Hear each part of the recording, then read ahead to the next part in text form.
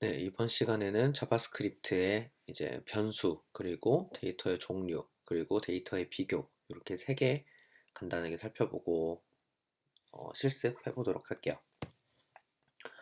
우선 변수 관련해서는 저번 시간에도 잠깐 배웠고 또 실제로 써보기도 했지만 변수 선언을 어떻게 하는 거고 각각 그 변수를 선언하는 형식의 의미가 무엇인지 잠깐 보고 넘어갈게요.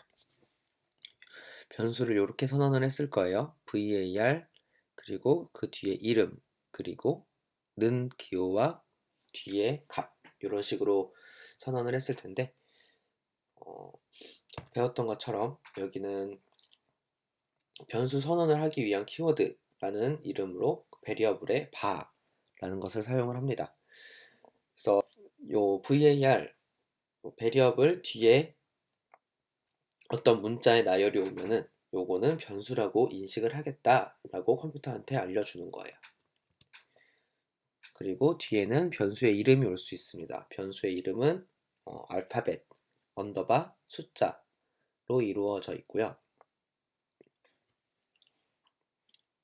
그리고 요 는 기호는 우리가 보통 수학에서 생각하는 것처럼 두 개의 값이 같다라는 상태를 나타내는 것이 아니라 오른쪽의 값을 왼쪽에 대입하라 라는 연산자예요. 이거를 대입 연산자라고 부르고 어, 컴퓨터는 이제 오른쪽에 있는 값들을 다 계산을 해서 그 계산의 결과값들을 왼쪽에 있는 변수에다가 대입을 하게 됩니다. 지금은 오른쪽에 이렇게 1이라는 숫자가 와 있지만 이 자리에는 다른 변수라든가 숫자, 문자 등 여러 가지 데이터의 형식들이 올 수 있게 됩니다.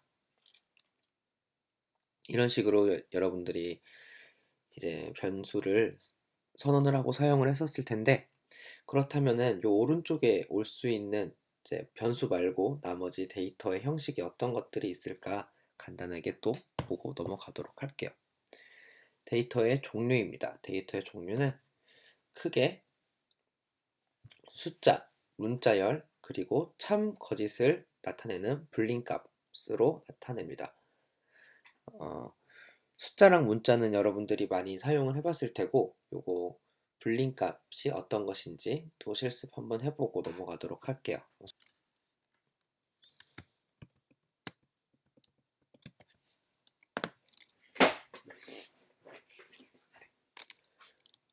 방금 프레젠테이션에서 본 것처럼 이런 식으로 카운트를 선언을 하면 이제 카운트는 1이란 값을 가지게 됩니다. 요건 우리가 선언을 했기 때문에 이렇게 값이 뜨는 거고 만약에 우리가 선언하지 않은 뭐 count2란 값을 넣으면은 count2가 define 되지 않았다, 정의되지 않았다라는 에러를 보내게 되죠. 그래서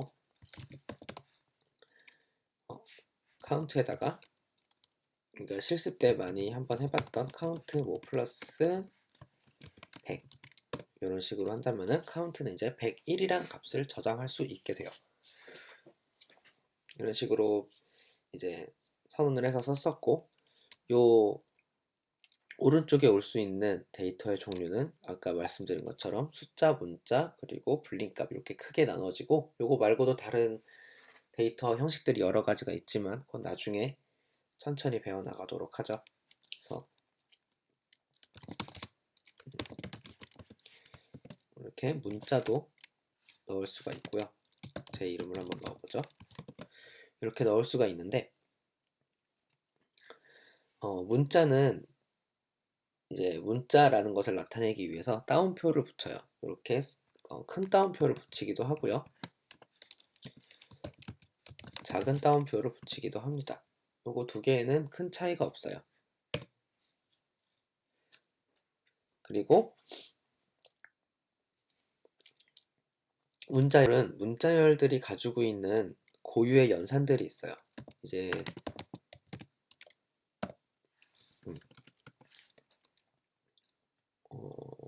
네,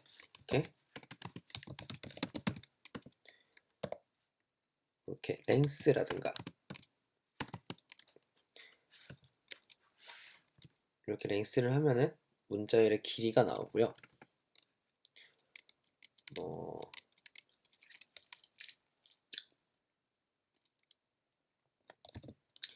include 강 이런 식으로 하면은 요 문자열에 요게 포함되어 있느냐 안 되어 있느냐 요런 것도 알아낼 수 있고, 요렇게 문자열이 가지고 있는 속성들이 있고 할 수 있는 기능들이 있습니다. 요런 것들이 이제 속성값 그리고 메소드라고 부르는데, 요런 것도 나중에 보도록 하죠. 이런 식으로 문자열과 숫자는 각기 나름대로 자기네들이 가지고 있는 속성들과 할 수 있는 일들이 있어요. 이렇게 두 개가 형식이 다르다라고만 우선 알고 계시면 될 것 같고, 이렇게 숫자와 문자에 대해서 봤고, 이제 세 번째로 크게 이제 중요한 데이터의 종류는 이제 불린 값이라고 하는 참 거짓을 나타낼 수 있는 불린 값이란 게 있어요. 불린 값은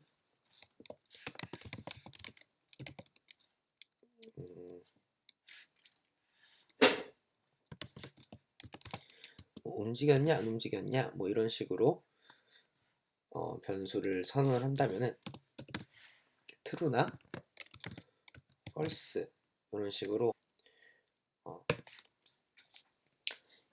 이 변수에다가 어떠한 어떠한 상태가 참이냐 거짓이냐를 담을 수 있는 변수가 있어요. 요거는 문자나 숫자와는 다르게 논리의 상태값을 저장하고 있다라고 생각하시면 될 것 같아요. 이런 건 언제 쓰느냐, 이제 나중에 나온 조건문을 위해서 또 사용을 하기도 하는데, 그렇다면은 이거는 우리가 true, false라는 이 논리값도 계산을 할 수 있어야 될 거 아니에요. 그래서 이걸 계산하는 비교 연산자에 대해서 같이 또 보도록 할게요.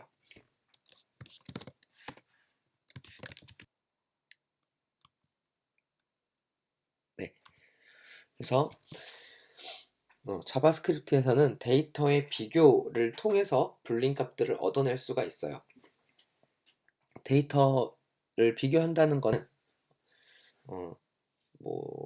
여기 나오는 기호들이 여러분 수학에서 익숙한 기호들도 있죠.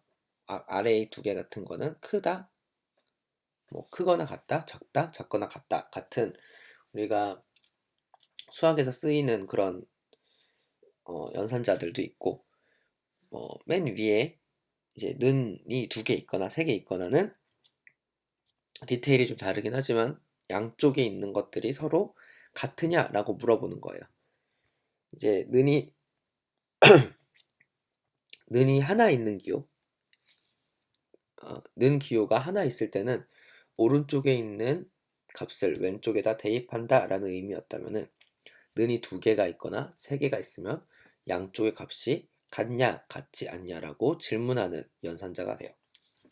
그리고 두 번째 느낌표랑 같이 쓰게 되면은 요거는 두 양쪽의 값이 같지 않냐라고 물어보는 연산자가 되죠. 연산자가 됩니다. 요것도 한번 실습을 해볼게요.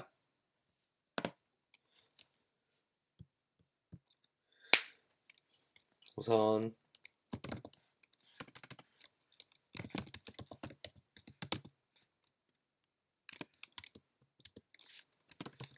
넘버 1에는 100이라는 숫자를 넣고 2에는 200이라는 숫자를 넣습니다. 그래서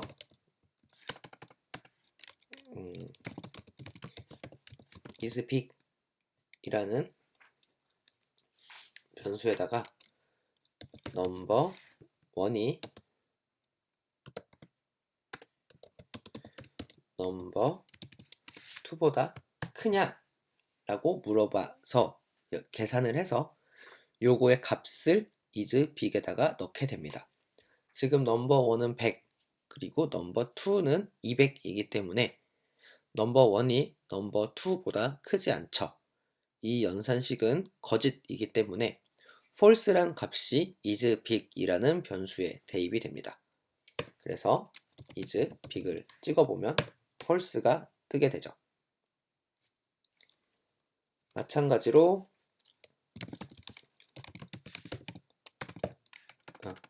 하나를 더 선언을 해볼게요. 넘버 3는 넘버 1과 같은 100이라는 값을 넣고 BL is equal 넘버 1이 넘버 3와 같냐? 라고 물어보게 됩니다. 넘버 1과 넘버 3는 두 개가 서로 같은 값을 가지고 있기 때문에 요만큼의 연산이 참이 되겠죠. true가 될 거예요. 그러면 그 true가 is equal 값에 들어가게 돼서 is equal 값은 true가 되게 됩니다. 이런 식으로 어떤 두 개의 값을 비교해서 요 비교의 참 거짓 여부를 다른 변수에 저장해서 나중에 사용을 할 수가 있어요. 요거는 조건문을 배우면서 좀 더 유용하게 사용을 할 수 있으니까 요런 연산자가 있다 라고 생각하고 넘어가시면 좋을 것 같아요. 이렇게 자바스크립트의 이제 변수 그리고 데이터의 종류, 비교 연산자까지 배워봤습니다.